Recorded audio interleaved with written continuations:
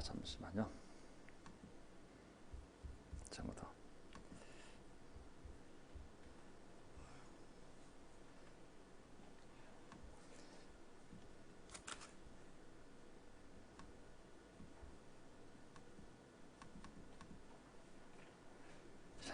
자, 안녕하세요. 반갑습니다. 오늘 아침에 또 약간의 방송 지연이 있었는데요. 살아보니 이런 어려운 일들, 또 예기치 못했던 사건들은 그 당시에는 어려운 거지만 지나보면 그것이 전화위복이 돼서 좋은 계기가 돼서 더 좋은 것을 경험할 수 있는 그런 시간이라는 것을 많이 배웠습니다. 덕분에 아까 우리 재정의 담당자인 우리 강수만 우리 형제님과 함께 이번 기회에 우리 컴퓨터를 종으로 바꿔서 더 좋은 방송을 해야겠다는 결정을 내리게 됐습니다.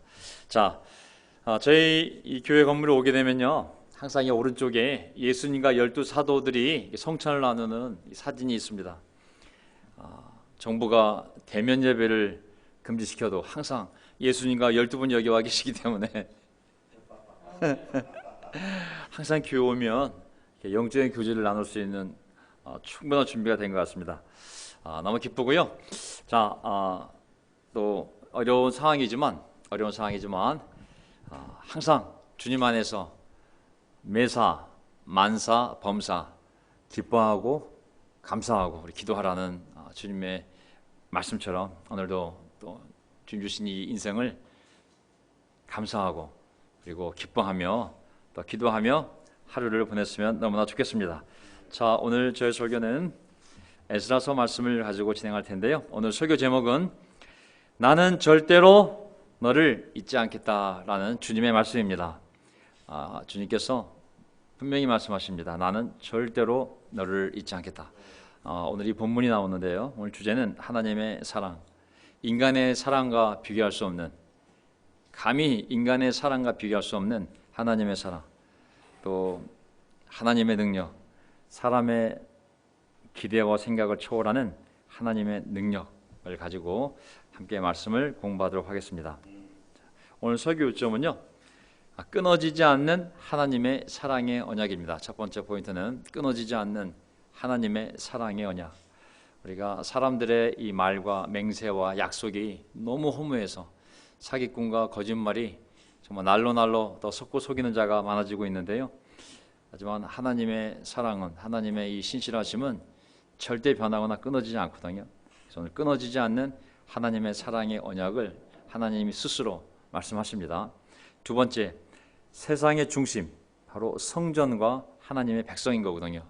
구약으로 보면 분명한 건물로서의 성전이 있었고 또 수많은 민족이 있었지만 하나님의 백성, 바로 이 두 가지가 세상의 중심이었습니다. 이것은 지금도 변함이 없습니다.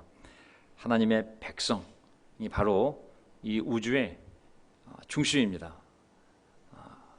우리 눈에 보이는 많은 교회에 대한 비난들이 있지만 우리는 계속 올바른 교회를 하나님이 세워가기 원하심을 깨닫고 계속 우리가 해야 할 길을, 가야 할 길을 가야 될 줄 믿습니다. 마지막은 백성들을 위한 하나님의 놀라운 섭리입니다. 재난 가운데 속에서, 또 위기 가운데 속에서 뿐만 아니라 하나님의 뜻을 이루기 위하여 하나님의 말씀을 향하여 돌아오는 모든 발걸음을 하나님이 지키고 복을 주시거든요. 그 과정에 있는 눈에 보이지 않지만 인간이 도저히 상상도 할 수 없는, 예측도 할 수 없는 엄청난 하나님의 능력의 손이 그들 삶에 함께하는 것을 알 수가 있습니다. 자, 이 세 가지 요점을 가지고 말씀을 나누도록 하겠습니다. 첫 번째, 끊어지지 않는 하나님의 사랑의 언약. 아멘. 끊어지지 않는 하나님의 사랑의 언약. 자, 학계 2장 5절 제가 했던 거 약간 복습하면서 시작하겠습니다. 너희가 이집트에서 나올 때에 내가 너희와 맺은 바로 그 언약이 아직도 변함이 없고, 그 성전을 짓다가 또 중단되었을 때 오는 실망감, 또 삶에서 오는 어려움 속에서 또 삶의 좌절, 이런 무력함에 빠져 있을 때 하나님이 하신 말씀입니다. 야, 내가 1000년 전에 시내산에서 모세를 통하여 너희와 맺은 그 보호의 약속, 사랑의 약속, 그 언약은 조금도 변함이 없다고 말씀하시는 겁니다. 1000년 전에 그 약속 지금도 그대로 유효하다고 말씀하시는 거거든요. 하나님의 마음이 이사야 49장 15절에 이렇게 기록되어 있습니다. 어머니가 어찌 제 젖먹이를 잊겠으며 자기 태에서 낳은 아들을 어찌 불쌍히 긍휼히 여기지 않겠느냐.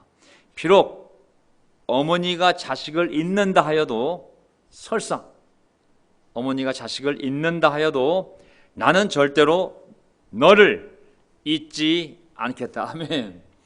야, 어머니의 본능적인 사랑도 놀랍지만 그것보다 더 깊은 사랑, 인간이 이해할 수 없는 놀라운 하나님의 사랑이 있다는 것입니다. 이것은 사람의 사랑이 아니요, 그러하기 우리가 의지해야 할 사랑은 하나님의 사랑입니다.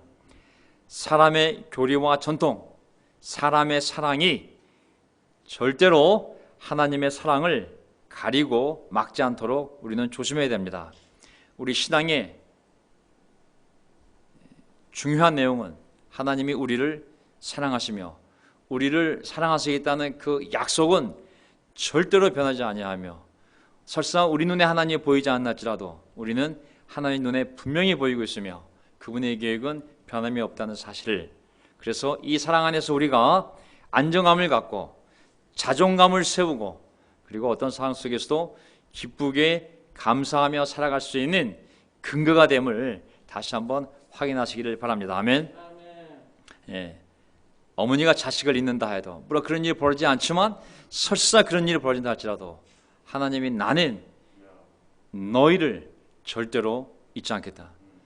인간의 사랑으로 도저히 이해할 수 없는 놀라운 하나님의 사랑, 우리가 그 사랑 안에 있음을, 그리고 그런 사랑을 배워가야 함을, 그런 사랑에 의지해야 됨을 깨닫기를 바랍니다. 자, 이제 정리해보면 나라 잃고 바벨로니아에서 또 아시리아에서 포로 생활한 지 70년이라는 세월이 흘렀음에도 하나님은 유다 백성과 맺은 언약을 결코 잊지 않으셨습니다. 이제 70년이라는 연단의 기간이 끝나자, 약속되어진 70년이 끝나자 마침내 백성을 다시 고국으로 돌아가게 하심으로써 하나님의 백성인 유다를 회복시켜 주시고 연단, 회복, 그리고 더 큰 번영을 약속하신 대로 이제 그 길로 이 백성들을 인도하고 계신 것이죠. 이걸 보게 되면 정말 구약 말씀을 보게 되면 무서운 하나님의 경고만 있는 것이 아니라 그 백성을 향한 하나님의 사랑의 집념이, 그 하나님의 사랑의 집념이 얼마나 대단한지를 우리가 생생하게 느끼게 됩니다. 70년 약속? 아니, 난 출애굽할 때 1000년 전에 너희랑 맺은 약속, 너희는 나의 백성이고 나는 너희 하나님이기 때문에 너희가 내 말에 순종만 한다면 이 세상 어떤 민족보다도 복된 민족으로 영원히 만들어주겠다는, 자자손손 복을 내리겠다는 그 언약은 조금 더 변함이 없다고. 70년? 아무것도 아닌 것이죠. 하나님 앞에는. 하나님의 사랑이 얼마나 깊은지, 넓은지, 높은지 인간은 다 알 수 없기에 우리는 계속 하나님의 말씀을 통해서 하나님의 사랑을 공부해야 되는 줄 믿습니다. 물론 이 사랑은 종국적으로 하나님의 아들 예수께서 십자가의 죽으심으로 우리를 살려주시는 그 모습을 통해 분명하게 증거되었습니다. 우리가 이 안에서 때로는 우리 이 교회 안에서 옛날 디체인, 디그룹, 아니면 뭔지 모르, 옛날 목사와의 관계, 아니면 누구의 관계인지 모르겠지만 사람 안에서 경험되어진 왜곡된 인간의 사랑을 하나님의 사랑으로 오해하면 큰일입니다. 우리의 신앙의 대상은 하나님의 사랑이지 인간의 경험에서 우리가 체험한 그 사랑이 우리 신앙의 목적이 아닙니다. 우리는 계속 하나님의 사랑을 성경 말씀을 통해 이해하고 사람의 사랑이 아니라 하나님의 사랑 안에서 평안을 누리며 살아가는 법을 배워야만 됩니다. 아멘. 네. 자, 이제 아울러 본토로 귀환한, 이제 우리 학교에서 공부하고 있지만 에스더서 그 이후도 공부하고 있고, 본토로 귀환한 유다 백성이 스룹바벨 총독과 여호수아 대제사장의 지도, 그리고 에스라와 아니, 학계 스가랴 예언자의, 여기 학계입니다. 학계 스가랴 예언자의 인도하에 이제 성전을 재건할 수 있게 되었습니다. 그 다음에 또 시간이 지나면 아무리 사람이 깨달음이 놀라워도 그 깨달음이 지속되는 것은 오래 가지 않습니다. 성경에도 예레미야서에도 사람의 마음이 얼마나 부패하고 변덕이 심한지를 말씀하고 있는 것처럼 눈물을 흘리고 금식하고 옷을 찢고 죄를 뒤집어 써도 40일 금식을 해도 시간이 지나면 내가 언제 그랬지? 라고 정도로 사람은 쉽게 변합니다. 또 시간이 지나자 성전을 재건했지만 그 영광은 오래가지 않습니다. 다시 옛날 삶으로 돌아가거든요. 그러자 다시 하나님이 또 2차로 포로 갔던 사람들 중에 영적인 사람을 또 보내줍니다. 힘을 실어줄 수 있도록. 그게 바로 에스라입니다. 또 에스라가 돌아갔을 때 다시 백성들이 또 도루묵이 되니까 하나님이 느헤미야라는 제3차 포로 교환을 통해서 계속 백성들이 회개하고 예수 그리스도가 올 때까지 하나님의 백성으로 남아 있을 수 있도록 계속 그러한 부흥운동을, 회개운동을 하나님이 일으키셔서 백성들이 하나님을 떠나지 않고 복을 받을 수 있도록 하시거든요. 저는 우리가 계속 지금 보고 있지만 하나님은 사람의 조합을 사용하시거든요. 하나님 나라는 절대 혼자 할 수가 없습니다. 하나님은 힘을 합치도록 2명을 묶어주시고 3명을 묶어주시고 12명을 묶어주시고 그리고 120명을 묶어주시고 그리고 공동체를 만들어 가시거든요. 공동체가 없으면 절대로 선한 일을 하기가 또 지속적으로 하기가 어려울 뿐만 아니라 공동체가 없으면 혼자만 있으면 자신의 신앙을 지키는 것도 결국은 궁극적으로 자기 자신의 신앙을 지키는 것도 어려워집니다. 유튜브 보고 여러 가지 교회 설교 듣는다고 또 신학 강좌 듣는다고 우리의 신앙이 자라는 것이 아닙니다. 설사 그 지식을 통해 신학을 쌓을 수는 있을지는 모르겠지만 그것은 신앙이 강해지는 것은 아닙니다. 신앙은 관계 안에서 하나님 관계뿐만 아니라 서로 영적인 사람들 간의 관계 안에서 그 삶을 공유하면서 함께 선한 일을 하면서 또 그 기적을 체험하면서 우리의 신앙이 성장해 나가는 것이거든요. 자, 두 번째 포인트, 세상의 중심, 바로 성전과 하나님의 백성입니다. 세상의 중심은 청와대 백악관도 아니고 지금은 질병관리본부가 중심이 되어 있지만 그게 본부가 될 수는 없습니다. 세상의 중심은 항상 하나님이 계신 곳, 구약시대를 보면 성전과 하나님의 백성이 바로 세상의 중심인 것이죠. 자, 학계 2장 6절 7절을 보게 되면 다시 한번 복습 들어가겠습니다. 나 만군의 주가 말한다. 머지않아서 내가 다시 하늘과 땅 그리고 바다와 물을 흔들어 쉐이크 뒤흔들어 놓겠다. 7절 내가 모든 민족을 쉐이크 뒤흔들어 놓겠다. 그때 모든 민족의 보화가 이리로 모일 것이다. 흔들면 다 떨어지지 않습니까? 붙었던 것들이 쥐고 있는 거 붙은 것들이 하나님 흔들면 다 놓을 수밖에 없습니다. 그럼 떨어진 것들이 어디로 모이냐면 하나님이 렬렬렬렬렬 해가지고 전부 이 성전 안으로 들어오게 해서 이 성전에 세상 사람들이 그렇게 갖고 싶어하는 보물, 그들이 진짜 원하는 것들은 다 이 성전 안으로 가득 채우고 있다고 그랬습니다. 아멘. 자, 인간의 눈으로 세계 역사를 보게 되면 세계 역사의 중심에 있는 강대국들이 중심이 아닙니다. 물론 인간의 눈으로 보면 그 시대별로 이집트 왕조, 아시리아, 바벨로니아 제국, 페르시아, 그리스 제국, 로마 제국, 현재도 중국과 미국, 소련, 유럽. 그러나 하나님의 눈으로 그들은 변방 국가들입니다. 변방 국가들. 세계 역사의 중심은 항상 성전과 하나님의 이름을 둔 성전과 하나님께 제사를 드리는 하나님의 백성이 세계의 중심이지, 그런 정치적인 군사적인 강대국이 절대 세계의 중심이 될 수가 없습니다. 교회가 세계 역사의 중심에 있는 것입니다. 그래야 하여 세상의 모든 보화 보물은 결국 믿지 않는 자조차도 그들이 갖기를 소망하는 가장 귀중한 것들이 다 어디에 있냐면 하나님의 성전을 짓는 곳에, 하나님의 성전에 있는 곳에 다 들어오게 될 것이라고 말씀하고 있는 것입니다. 아멘. 저는 이 글을 볼 때마다 깊은 확신이 듭니다. 교회 안에 있다는 것은 세상 사람들이 바라는 그 좋은 것들을 내가 다 누리며 살아간다는 것을 또한 의미하는 거거든요. 예, 그들이 바라는 성령의 9가지 열매를 생각해 보십시오. 그것이 다 교회 안에 있지 않습니까? 성령의 열매로서. 에베소 1장 22절 교회를 다시 한번 보겠습니다. 하나님께서는 만물을 그리스도의 발 아래 굴복시키시고 세상의 모든 것들을 그리스도의 발 아래 굴복시키시고 그리스도를, 예수님을 만물 위의 머리, 교회의 머리로 삼으셨습니다. 만물 위에 있는 교회의 머리로 삼으셨습니다. 자, 교회는 만물 위에 있고 교회의 머리가 바로 예수님이십니다. 물론 교회는 사회 안에 한 부분으로 있는 것 같지만 우리가 영적으로 보면, 하나님의 눈으로 보면 우리는 만물 아래에 있는 것이 아니라 만물 위에 있고 그 만물에 영향을 주고 만물을 인도해야 하는 그런 위치에 있음을 알 수가 있습니다. 에베소 1장 23절, 교회는 그리스도의 몸으로서 모든 면에서 만물을 충만케 하시는 그리스도로 충만해 있습니다. 만물을 충만케 하시는 분이 그리스도인데 그 그리스도가 가장 충만하게 계신 곳이 바로 그리스도의 몸인 교회라고 했습니다. 아멘. 교회는 결론이 뭡니까? 그리스도로 충만히 있는 곳입니다. 그리스도로. 교회가 충만해야 할 것은 헌금이나 그 어떤 물질적인 것이 아니라 교리나 형식이 아니라 바로 그리스도 그 자체, 그분 자체가 교회에 충만해 있어야 함을 얘기합니다.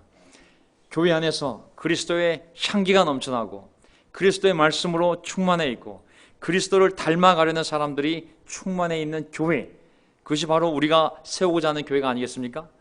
그것은 숫자의 문제가 아닌 것이죠. 하나님 나라는 말과 병거와 군사의 숫자가 있는 것이 아니라고 말씀하셨거든요.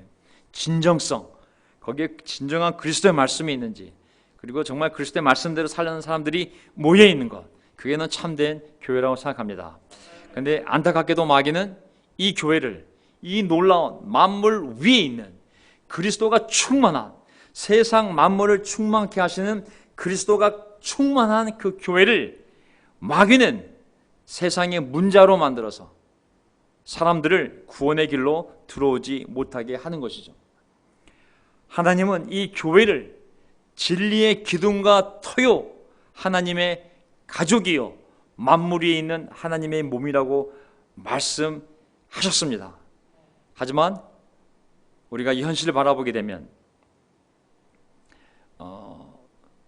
요즘도 이 코로나 상황 속에서 가장 많이 욕을 먹고 있는 게 또한 교회이기도 한데, 참 이 적그리스도가, 이 마귀, 악마, 이 사탄, 그 졸개들, 귀신들이 하는 일은 이 교회를 이런 놀라운 거룩하고 고성한 공동체를 보지 아니하고 마치 문제를 일으키는 그런 이기적인 집단으로 오도해서 사람들로 하여금 이 교회를 오지 않도록, 모이지 않도록, 그 진리를 듣지 못하도록 하는 것이 바로 마귀가 하고 있는 일입니다. 몇몇 교회 인도자들이 이 마귀에 놀아나서 참으로 국민들에게 지탄을 받는 일들이 벌어지고 있는데, 어쨌든 우리는 정신을 바짝 차리고 교회 제도를 존중하고 또 교회 예배를 존중하고 교회 직분자의 권위를 존중하고 교회의 모임과 교제를 가볍게 여기지 않으면서 정말 이 사회 안에서 어떻게 지혜롭게 이 교회의 영향력을 키워갈 수 있을지를 잘 생각해야 될 것 같습니다. 자,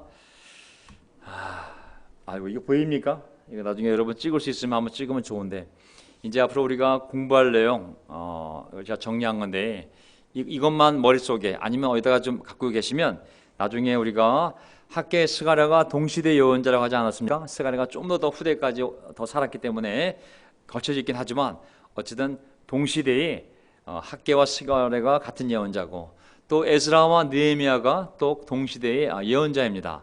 약 80년, 100년 뒤에 온 사람이 바로 에스라와 느헤미야거든요. 그럼 에스더는 어디에 포함되느냐? 제가 이거 잠깐 설명하고 넘어가겠습니다. 세계 역사를 보게 되면 바빌로니아 왕국을, 제국을 무너뜨린 바로 바사, 페르시아 초대 왕이 고레스 아니겠습니까? 그래서 고레스 왕을 통해 하나님이 다시 포로 생활을 끝내고 돌아가게 만들 거라는 예언이 우리 이스라엘 역사 역대하 맨 마지막 장 마지막 구절에도 되어 있고, 그리고 바로 에스라서 1장부터 시작을 해서 바로 이 고레스 왕이 등장하게 됩니다. 그래서 페르시아 이 바사 초대 왕인 고레스 왕을 통해서 그가 칙령을 내리고 하나님의 감동을 받아 첫 번째로 70년 만에 끌려갔던 자들이 다시 돌아오는 이제 역사가 벌어지기 시작합니다. 1차 포로기한, 그것이 바로 에스라서 1장에서 6장 사이에 기록되어 있고, 에스라는 이 1차 포로기한보다 80년 뒤에 온 사람이지만 그가 역사로서 기록한 내용을 보면 80년 전에 일어난 일을 기록했기 때문에 에스라서 1장에서 6장 사이에 바로 이 사건이 기록되어 있습니다. 그리고 고레스의 이 아들, 이 고레스 왕의 아들이 바로 다리우스 왕인데, 이 다리우스 왕 때 성전 건축을 하다가 중단했던 것을 바로 학개와 스가랴가 등장을 해서 백성들에게 격려를 주고 도전을 주고 비전을 주어서 다시 재건하게 만들고, 그리고 결국은 완공하게 만듭니다. 그 내용이 바로 학개 스가랴서에 기록되어 있습니다. 제가 그래서 에스라서 끝난 다음에 다시 스가랴서를 함께 공부하도록 하겠습니다. 자, 학개는 제가 했습니다. 그 다음에 우리 한상호 형제께서 미국에서 동영상으로 우리가 보내주고 있는 이 에스더서는 성전이 완공된 다음에 시간이 흘렀을 때 여기 예루살렘이 아니라 그 본토 바벨로니아에서 아직도 남아있는 많은 유대인 사람들이 남아있지 않습니까? 그들에게 벌어진 일을 얘기하는 겁니다. 그래서 한 민족이 모르드게, 한 민족이 하만이라는 정말 그 악한 이방인에 의하여 계략으로 인해서 한날 한시에, 한날 한 12월 13일 12번째 달 13일에 바사가 통치하고 있는 모든 제국 안에 있는 유대인들이 다 전멸당해야 할 그 날에 거꾸로 하나님의 섭리로 거꾸로 그 멸망당해야 될, 죽어야 될 유대인 민족이 그 대적들을 누구든 죽일 수 있는 완전히 역전되어진 그 날이 바로 이 불임절 아니겠습니까? 그 내용이 바로 에스더서에 기록되어 있습니다. 자, 그 에스더서 다음에 바로 오늘 공부하게 될 에스라서가 주어지게 됩니다. 에스더서 이후에 시간이 지나면서 다시 이제 고국으로 돌아와야 할 필요성을 느낀 영적인 바로 이 에스라가 사람들 데리고 사람들이 시간이 지나면서 그 놀라운 영광스러운 일도 있었지만 시간이 지나면서 다시 옛날로 돌아가서 사람들이 죄랑 타협하며 이방인들과 결혼하며 그 신앙의 정체성을 잃어버리려고 할 때 에스라가 정신을 차리고 나라도 가서 다시 말씀으로 이 유대 백성을 다시 재건해야겠구나, 그런 각오를 가지고 돌아오는 내용이 바로 에스라서 7장부터 10장까지 기록되어 있습니다. 그것은 바로 다리우스 왕, 아까 말씀드린 것처럼 그 페르시아 왕들의 계보에 따라 한 명 한 명 이루어지고 있는 거거든요. 그리고 마지막에 이제 느헤미야가 돌아와서 성벽을 재건하고 다시 백성들을 하나님께로 돌아가게 만드는 그런 회개운동, 영적 각성운동이 느헤미야 통해 일어나게 되는 것이, 이걸 제가 이제 하나하나씩 함께 공부하도록 하겠습니다. 어쨌든 자, 오늘 세 번째 포인트하고 이제 끝내겠습니다. 백성들을 위한 하나님의 구원 섭리. 자, 백성들을 위한 하나님의 구원 섭리. 신명기 30장 1절을 보게 되면 이미 이들이 70년 포로로 끌려가기 전에 그들이 어떤 상황이 되면 그런 일이 벌어질지에 대해서, 또 70년 포로로 끌려간다 할지라도 어떤 상황이 되면 다시 돌아올 수 있는지 이미 1000년 전에 신명기에 모세를 통해 하나님이 다 예언을 해놨습니다. 그래서 신명기 예언대로 모든 일이 그 후대에 벌어진 일에 불과한 거거든요. 신명기 30장 1절을 보겠습니다. 나는 당신들에게 당신들이 받을 수 있는 모든 복과 저주를 다 말하였습니다. 가나안 땅 들어가서 받을 수 있는 모든 복은 분명합니다. 하나님 말씀대로만 살면 하나님 약속한 이 모든 복을 다 받을 수 있다고. 하지만 하나님이 또 분명히 저주를 너희들에게 미리 알려줬다고. 언제 그 일이 벌어질지, 그것은 하나님의 말씀을 떠나 다른 신을 섬기면 결국은 너와 너희 후손들이 이 저주를 당할 거라고 이미 다 말해 주었습니다. 자, 이 모든 일이 다 이루어져서 복도 받는 일이 이루어지고 또 저주받는 일이 이루어져서 당신들이 당신들의 하나님이 쫓아내신 모든 나라에 흩어져 사는 동안에 이거는 1000년 전에 이렇게 예언한 거거든요. 근데 이 일이 정말 1000년 뒤에 일어난 거예요. 바로 이들에게.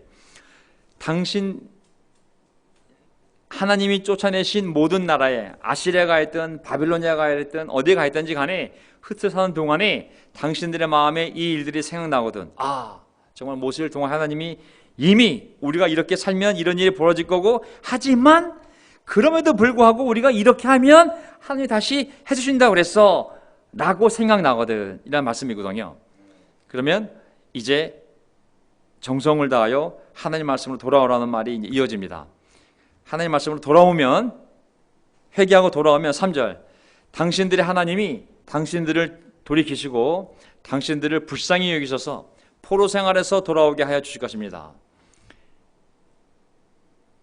하나님의 저주를 받아 망해서 다른 나라 가서 몇십 년, 몇백 년을 살더라도 너희들이 그걸 깨닫고 하나님이 우리를 다시 용서해 주신다고 그랬지, 하나님께로 돌아가면 다시 하나님 우리를 용서해 주신다고 그랬지, 그 말이 생각나서 회개하면 당신들을 불쌍히 여기셔서 포로 생활에서 돌아오게 하여 주실 것입니다. 그리고 주 당신들의 하나님이 당신들을 그 여러 민족 가운데로 흩어진 데로부터 다시 모으실 것입니다. 하나님이 자신의 손으로 어떻게 쓰든, 고레스 왕의 마음을 바꾸든, 어쨌든 하나님의 손으로 그 놀라운 섭리 가운데 다시 모으실 것입니다. 4절, 쫓겨난 당신들이 하늘 끝에 가 있을지라도 주 당신들의 하나님은 거기에서도 당신들을 모아서 데려오실 것입니다. 아멘. 때로는 우리가 실수를 하고 하나님을 대항을 해서 맞서서 시험하느라 죄를 짓고 반복되어져서 하나님이 쳐서 어떤 고통을 당하며 어려운 가운데 오랜 시간 노출되어 있다 할지라도, 그것이 하늘 끝이라 할지라도, 병의 끝이라 할지라도, 10년이 지났고 20년이 지났고 30년이 지났고 그 상황이 어느 깊은 어둠 속에 혼자 처박혀 있는 상황이라 할지라도 그 마음속에 하나님께서 내가 회개하면 언제든지 나를 받아주신다고 그랬지, 그 말씀이 생각이 나서 진심 어린 마음으로 하나님을 찾으면 수단과 방법을 가리지 않는 하나님의 손이, 그 능력의 손이 어디에 있든 너를 아시기 때문에 너를 다시 하나님의 집으로 모아서 데려오실 거라는 거죠. 5절, 주 당신들의 하나님이 당신들을 당신들의 조상이 차지했던 땅으로 돌아오게 하시어 당신들이 그 땅을 다시 차지하게 하실 것이며 당신들의 조상보다 더 잘되고 더 번성하게 하여 주실 것입니다. 이게 하나님의 언약이고 하나님의 한결같은 사랑입니다. 1000년이 돼도 변하지 않는, 끊어지지 않는 하나님의 언약이며, 그리고 아무리 실망해도, 설사 그 부모조차도 그 자식을 포기한다 할지라도, 그 어미조차도 그 자식을 포기한다 할지라도 포기하지 않는 하나님의 사랑을 이게 설명하는 것입니다. 다시 너를 회복시키며 오히려 너의 조상보다 더 잘 살게 해주며 더 번성하게 해주실 마음이, 능력이 있다는 것이 바로 하나님의 말씀인 것이죠. 그러니 이런 계획을 사람이 할 수 있을까요? 어떤 인간이 지구상에서 이런 신실함을 가지고 이런 실망과 좌절과 상처를 불구하고 끝까지 한 영혼을 사랑할 수 있는 그 마음이 과연 어떤 인간에게 있을까요? 저는 어떤 인간에게도 없다고 생각합니다. 칼빈의 마음에도, 웨슬리의 마음에도, 이 운동을 시작했던 몇몇 선구자들의 마음속에도 그들은 인간이지 절대 하나님이 될 수가 없거든요. 우리의 신앙의 대상은 바로 이 성경에 기록되어진 하나님의 한결같은 언약, 그분의 신실한 사랑이지, 우리 운동 안에 있는 놀라운 장로와 목사, 또 장로기를 세운 칼빈, 주빙글리, 아니면 감려기를 세운 웨슬리, 그런 사람을 영공시하며 그들을 따르는 것처럼 어리석은 일이 없으며 그것은 우상을 섬기는 일이요, 그것은 또 다른 이단으로 가는 길인 줄 믿습니다. 우리 교회는 이 언약과 하나님의 한결같은 사랑에 의지하여 그 사랑과 언약 안에서 평화를 누리며 서로 사랑할 수 있는 힘을 배워가는 공동체가 되기를 간절히 바랍니다. 그래서 저는 우리 안에 건강한 자존감이 필요해요.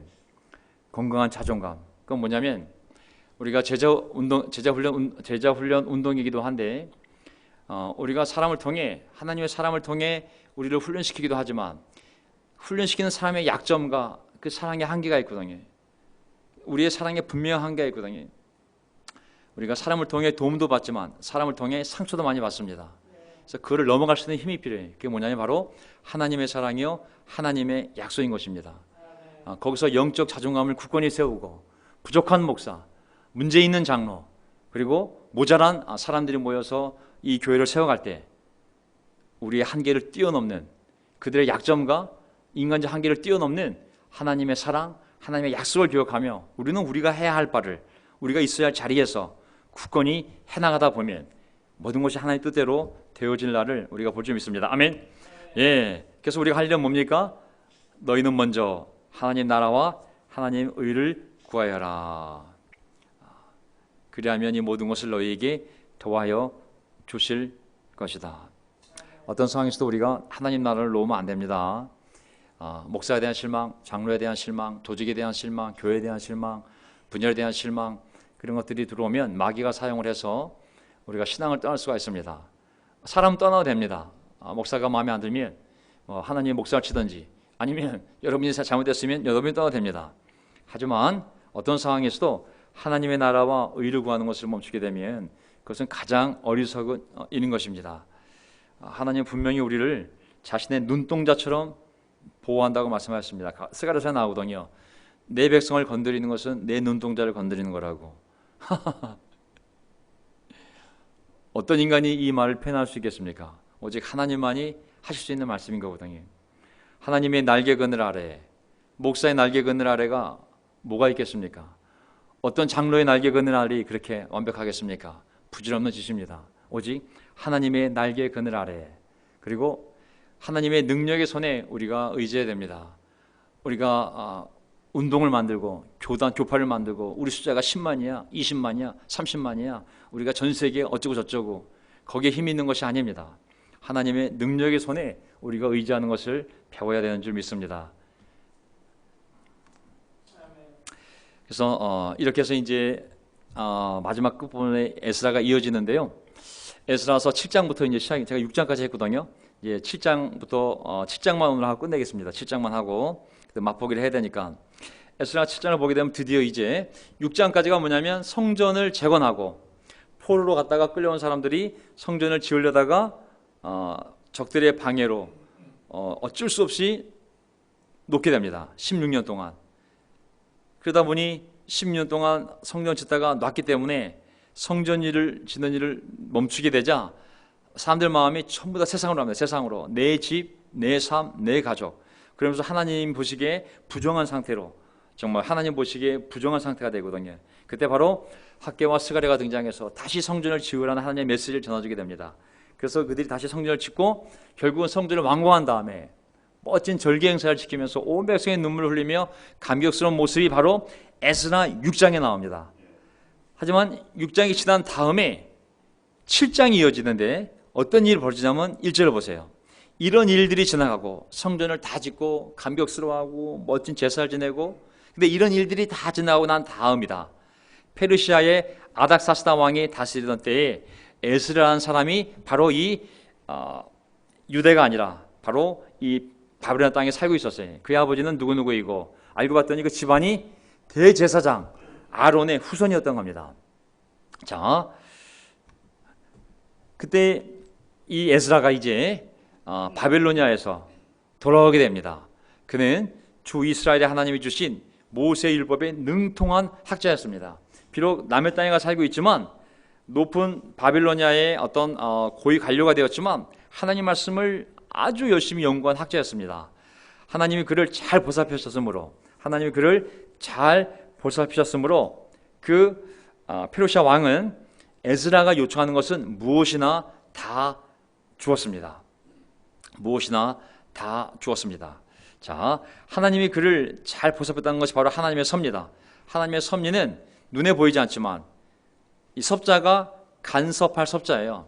우리 눈에 안 보이는데 하나님 우리의 모든 삶에 간섭을 해서 우리가 올바른 길을 갈 수 있도록, 복을 받을 수 있도록 도와주는 것이 바로 하나님의 섭리인 거거든요.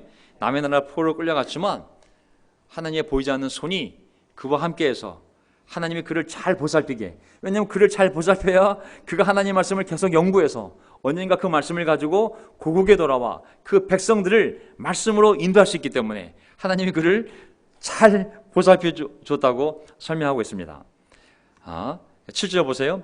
그래서 그 왕 7년에 많은 사람들이 2차로 이제 고국으로 돌아오게 됩니다. 그게 2차 포로 귀환이거든요. 에스라도 그들과 함께. 그러니까 첫 번째 포로 귀환 이후 80년쯤 지난 일인 것 같아요. 에스라도 그들과 함께 돌아왔다. 그가 예루살렘에 닿은 것은 왕이 다스린 지 7년이 된 해의 다섯째 달이다. 그가 바빌로니아를 떠난 것은 첫째 달 초하루이다. 하나님이 그를 잘 보살펴 주셔서, 또 나오죠. 하나님이 그를 잘 보살펴 주셔서 다섯째 달 초하루에 예루살렘에 닿을 수 있었다. 결국 뭐예요? 에스라가 하나님 말씀을 잘 지키려고 연구하는 사람이다 보니 하나님이 그를 잘 보살펴 주셔서 왕이, 이방 왕이지만 그 에스라가 요청한 것은 무엇이든지 들어주게 하셨어요. 하나님의 섭리. 또 두 번째, 이제 그 에스라가 고국을 생각하며 다시 고국에 돌아가 사람들의 삶을 회복시켜야 될 필요성을 느끼고 돌아가려고 했을 때, 그 말씀대로 살게끔 도와주려고 가르치려 도와주려고 했을 때 또 하나님이 그를 잘 보살펴 주셔서 왕이 필요한 것을 모든 것을 주게 만들거든요. 여기 보게 되면 떠나는 게 그 해에 첫 번째 달에 시작해서 다섯째 달에, 이게 첫째 달에, 그러니까 1월 1일 시작해서 5월 1일에 도착했으니까 4개월 정도를 이게 걸린 거잖아요. 4개월이 걸린, 거리를 보면 약 800km, 약 1000km에 해당되는 길을 약 2천여 명이 함께 움직여서 온 거거든요. 엄청난 일 아니겠습니까? 여기서 부산까지가 400km인데 부산을 2배 반 되는 거리를 수천 명이 정말 그 많은 걸 데리고, 가족을 데리고, 진짜 아이고 완전히 그냥 아수라장일 텐데, 정말 얼마나 많은 강도도 있고 남의 나라를 지나봐야 되는데 얼마나 그 위험이 많은 거리겠습니까? 근데 하나님이 그를 잘 보살피셔서 무사히 정말 도착했다고 나와 있습니다. 근데 왜 그가 무사히 4개월 만에 도착할 수 있었냐면, 뭐라 나오냐면 10절 보세요. 왜냐하면 에스라는 주님의 율법을 연구하고 실천할 뿐만 아니라 이스라엘에서 규정한 법을 가르치기로 마음을 준비했기 때문이었습니다. 에스라는 제사장이면서 학자이며 이스라엘이 받은 주님의 계명과 율례를 많이 배운 사람이었습니다. 왜 하나님이 그를 끝까지 도왔냐면, 왜 하나님께서 그 이방 왕을 감동시키셔서 그 왕이 에스라가 하는 말이면 다 들어주도록 하게 했냐면, 왜냐하면 그가 하나님의 말씀을 연구하고 실천할 뿐만 아니라 내가 이제 고국에 돌아가서 백성들에게 하나님의 말씀을 가르쳐서 하나님의 말씀으로 돌아오게 해야지 라고 마음을 먹었기 때문에 하나님이 모든 수단과 방법을 다 동원해서 왕의 마음을 움직이고 4개월 동안 그 먼 길 오는 그 일행을 철저하게 보호했다고 말하고 있습니다. 아멘. 우리가 배울 게 뭐겠습니까? 어떤 상황에서도, 코로나가 되었던 코브라가 되었던 어떤 상황에서도 하나님의 말씀을 연구하며 하나님의 말씀대로 살려는 모든 사람들의 발걸음을, 그들이 4개월이 되었던 5개월이 되었던 아니면 1년, 2년이 되었던 그렇게 살고 하나님의 말씀대로 노력하는 사람들이라면 하나님이 그들을 잘 보살펴 주변에 있는 사람들의 마음을 다 움직여서라도 그들의 필요를 채우고 보호해준다는 것을 말씀하는 것입니다. 아멘. 거기에 우리의 직장도 있을 것이고 우리의 건강도 있을 것이고 우리의 자녀도 있을 것이고 우리 부모님의 문제도 있을 것이고, 우리가 다 해결할 수 없지만 우리가 하나님의 말씀을 잘 읽고 그 말씀대로 살고 그 말씀대로 살려고 서로 노력한다면 하나님의 손길이 그와 함께 하셔서 그를 보호하시고 필요한 모든 것을 공급해 주실 줄 믿습니다. 아멘. 나중에 왕이 이 에스라가 그 말씀대로 고국에 돌아갈 수 있도록, 그 고국에 돌아가서 백성들을 데리고 무엇을 하게 했습니까? 야, 내가 짓게 한 성전에 가서 너는 나와 내 후손들을 위해서 기도하라. 당연히 자기가 유익이 되니까 그런 얘기 하지 않겠습니까? 하지만 그 마음을 사용하셔서 그에게 모든 것을 공급해 주게 되는데, 뭐 상상을 초월합니다. 어떤 칙령을 내리냐면 에스라와 관련돼서 온 나라에 칙령을 내립니다. 어떤 칙령을 내리냐면 이걸 보세요. 이게 하나님의 손길입니다. 왕 중의 왕 아닥사스다는 하늘의 하나님의 율법에 통달한 학자 에스라 제사장에게 칙령을 내린다. 왕의 명령을 내린 거예요. 보세요. 어떤 명령이냐면 놀라워요 진짜. 자, 너 먼저 가서 유다와 예루살렘이 어떠한지를 살펴보아라. 자, 예루살렘 가고자 하는 사람, 제사장이 되었던 레위 사람이 되었던 누구든지 다 데려가라. 내 나라 안에 있는 사람이면 너 다 데려가라. 필요하면 내 재산, 왕의 예물도 가지고 가라. 그뿐만 아니라 15일, 그뿐 아니라 그대는 나와 나의 보좌관들이 예루살렘에 계시는 이스라엘 하나님께 기쁜 마음으로 드리는 은과 금도 가지고 가라. 야, 나도 그 하나님께 복 받고 싶다. 나하고 내 보좌관들이 11조 헌금 드릴 테니 너 그거 가지고 가서 좀 바쳐라. 16절. 아니 바빌로니아의 모든 지방에서 그대가 얻을 은과 금도 가지고 가고 다 가지고 가라. 들었지 않습니까? 돈이 문제가 아닌 거예요. 내가 그 7장에 나오는 걸 다 길기 때문에 그냥 정리해왔는데 뭘 가져가라냐면, 자, 백성들의 자원 예물도 가지고 가라. 그리고 옛날에 느부갓네살 왕이 정말 훔쳐와가지고 성전에 가뒀던 그릇들 죄다 가지고 가라. 필요하면 국고에서 공급을 받아가라. 그리고 국고 출납원들에게 에스라 제사장이 요청하는 것들을 전포, 에스라가 말하면 두말하지 말고 왕이 내가 보증할 테니 나한테 물어보지도 말고 그가 그 나라에 도착해서 제사를 드리는데 필요한 모든 것을 전폭 지원하라. 그렇게 나왔습니다. 대단하지 않습니까? 와, 우리가 이거 헌금 걱정할 필요가 없는 게 하나님의 말씀을 연구하고 그 말씀대로 살려고 노력하고 그 말씀을 가지고 사람들 구원하고 도우려고 마음이 준비되어 있다면 하나님이 그를 보살피셔서 왕의 마음을 움직이고 왕을 통해 이 모든 재물을 동원시켜서 전폭 지지하게 하심을 알 수가 있습니다. 그러니 우리가 먼저 하나님의 나라와 의를 구하라 그러면 네가 먹고 마신 모든 것을 공급하겠다는 예수의 말씀이 얼마나 당연한 말씀이겠습니까? 우리를 박해하는 사람, 우리 말을 안 듣는 사람, 그 아닥사스 왕이 뭐라고 그러는지 보세요. 26절. 하나님의 율법과 왕의 명령대로 따르지 아니하는 자는 반드시 죽이거나 귀향을 보내거나 재산을 빼앗거나 옥에 가두거나 하여 엄하게 다스려라. 사람이 두려움이 없으면 말을 안 듣잖아요. 에스라디에 누가 있어요? 하나님이 있어요. 에스라디에 누가 있어요? 이 제국의 왕이 있는 거예요. 에스라 말 안 들으면 왕의 말을 안 듣는 거라고. 그건 하나님의 말씀을 안 듣는 거라고.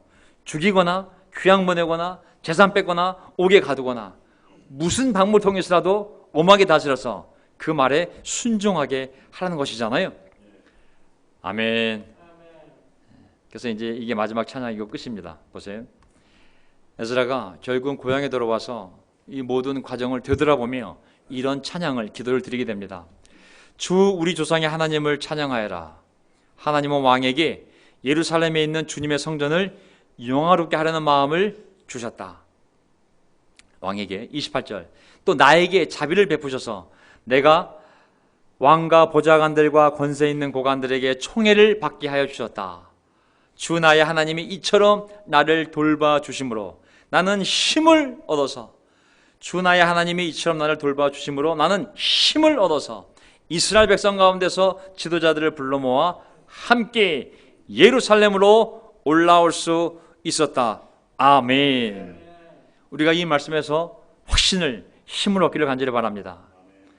우리가 말씀대로 살려고 한다면 코브라가 아니라 코로나가 문제가 되지 않습니다. 그 말씀대로 우리가 서로 격려하고 사람들 구원하려고 하고 돌아오게 만들려고 하고 서로 보호하려고 한다면 하나님은 이처럼 우리를 돌보아 주셔서 우리에게 자비를 베푸셔서 우리 주변에 있는 모든 믿지 않는 사람들의 마음을 움직이시고 세상의 모든 재물을 모아서 우리가 그 일을 할 수 있도록 도우실 줄 믿습니다. 기도하시고 우리 마지막 찬송가 부르고 예배를 마치도록 하겠습니다. 아버지 하나님, 감사합니다. 주님의 말씀을 볼 때마다 저의 마음에 새로운 힘이, 새로운 희망이 생김을 느낍니다. 아마 성령님께서 이 어려운 시대에 우리가 의지해야 될 것은 바로 하나님의 말씀이요, 하나님의 끊이지 않는 약속이요, 그리고 조금도 변하지 않는 한결같은 사랑임을 우리에게 가르쳐 주시는 것 같습니다. 하나님, 우리가 하나님의 말씀대로 살려고만 한다면, 예수님의 말씀대로 살려고만 한다면 부족하지만, 넘어지기도 하지만, 그래도 우리의 약점과 허물을 인정하고 죄를 고백하고 계속 그 말씀대로 서로 사랑하며, 그 말씀대로 사람을 구원하며, 그 말씀대로 약한 지체들을 격려하며, 그 말씀대로 한 걸음 한 걸음 나아가려고 할 때 하나님께서는 하늘을 흔들고 땅을 흔들고 무트를 흔들고 바다를 흔들고 모든 민족을 흔들어서 모든 소중한 것들을 그 걸음걸음에 위로품으로 주심을 다시 한번 깨닫습니다. 주님, 우리가 이 믿음을 가지고 비록 만나지 못하지만 하나님이 허락하신 온라인 또 전화 모든 걸 통해서 우리가 선한 일을 하기를 간절히 바라고, 우리가 하나님의 사랑 안에서, 하나님의 언약 안에서, 그 안정감 속에서 하루하루 믿음의 싸움을 해나갈 수 있도록 저희를 인도하여 주시옵소서. 오늘 이 어려운 가운데 이 중계방송을 위해 달려온 윤현모 형제, 또 하나님의 성가대장으로 이 찬양을 인도하고 있는 우리 강승만 형제, 그리고 또한 이 성전의 문지기로서 모든 일을 꾸준히 일을 담당하기 위해 달려온 우리 박장인 형제 뿐만 아니라 각자의 집에서 오늘 이 방송을 겸손한 마음으로 들으며 하나님을 사랑하는 마음을 준비해가고 있는 우리 팀들, 캠퍼스, 그리고 우리 결혼부 형제자매들, 우리 싱글 형제자매들, 그리고 장년부 어르신들, 하나님 그들의 마음에 함께 해주셔서 힘을 주시고 위로를 주시고 그들의 삶이 얼마나 놀라운 축복으로 걸어가고 있는지를 다시 한번 깨닫게 해주시기를 간절히 바라오며 우리의 주님이신 예수 그리스도의 이름으로 기도합나이다. 아멘.